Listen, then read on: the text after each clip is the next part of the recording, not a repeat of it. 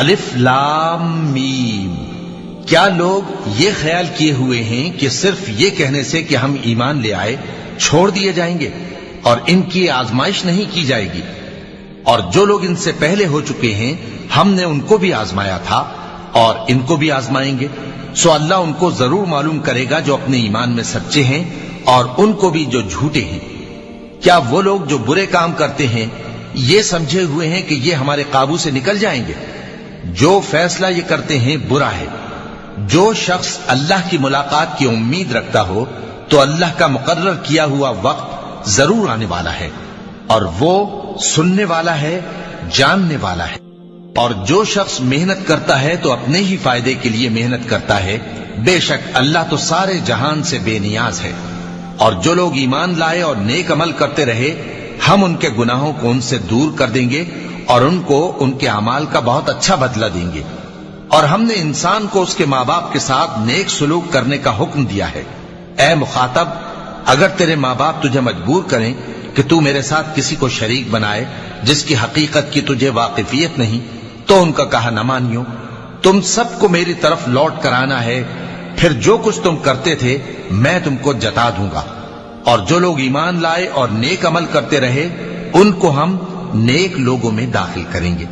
اور بعض لوگ ایسے ہیں جو کہتے ہیں کہ ہم اللہ پر ایمان لائے، پھر جب ان کو اللہ کے راستے میں کوئی ایذا پہنچتی ہے تو لوگوں کے ایذا پہنچانے کو یوں سمجھتے ہیں جیسے اللہ کا عذاب۔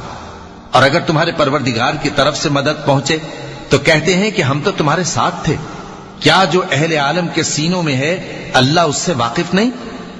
اور اللہ ان کو ضرور معلوم کرے گا جو سچے مومن ہیں، اور وہ منافقوں کو بھی معلوم کر کے رہے گا۔ اور جو کافر ہیں وہ مومنوں سے کہتے ہیں کہ ہمارے طریقے پر چلو اور ہم تمہارے گناہ اٹھا لیں گے، حالانکہ وہ ان کے گناہوں کا کچھ بھی بوجھ اٹھانے والے نہیں۔ کچھ شک نہیں کہ یہ جھوٹے ہیں، اور یہ اپنے بوجھ بھی اٹھائیں گے اور اپنے بوجھوں کے ساتھ اور لوگوں کے بوجھ بھی۔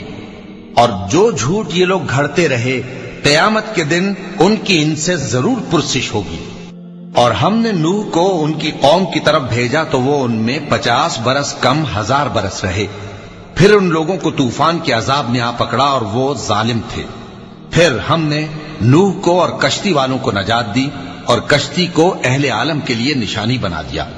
اور ابراہیم کو یاد کرو جب انہوں نے اپنی قوم سے کہا کہ اللہ کی عبادت کرو اور اس سے ڈرو، اگر تم سمجھ رکھتے ہو تو یہ تمہارے حق میں بہتر ہے۔ تم تو اللہ کو چھوڑ کر بتوں کو پوجتے اور جھوٹی باتیں بناتے ہو۔ جن لوگوں کو تم اللہ کے سوا پوجتے ہو وہ تم کو رزق دینے کا اختیار نہیں رکھتے، بس اللہ ہی کے ہاں سے رزق طلب کرو اور اسی کی عبادت کرو اور اسی کا